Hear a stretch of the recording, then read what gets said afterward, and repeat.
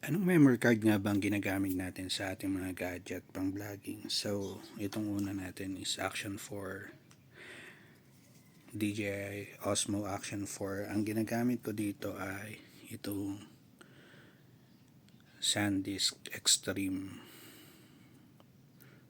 So, pwede na rin siya dito sa DJI Mini 4 Pro DJI Mini 4 Pro natin na drone.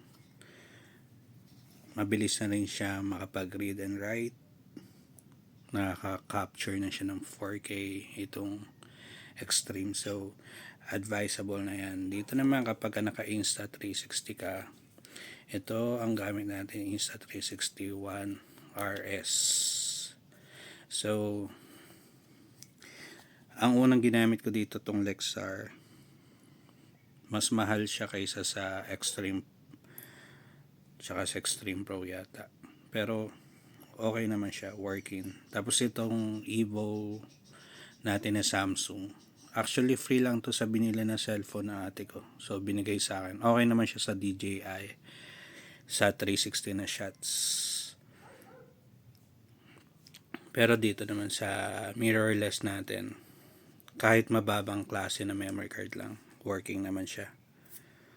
Ito kailangan talaga siya nasa extreme pataas kasi kung 4K yung gagamitin mo or yung isushoot mo, so yun. Sa drone naman kamukha lang rin, SanDisk Extreme, advisable. Nung una kala ko Pro dapat, so sinubukan ko tong Extreme lang, working naman siya. Kaya ito, maraming to sa Shopee. Marami rin natatakot kasi feeling nila may maraming fake. Pero kapag magaling kang tumingin na mga reviews, yung totoong reviews, yung hindi hindi gawa-gawa lang na reviews. So yun. O kaya ilalagay ko na yung link sa comment section or sa description para alam yung legit yung mabibili nyo. So yun ang mostly na ginagamit natin pang vlogging. Ito nakakabit sa helmet, ito nakakabit sa motor para 360 view.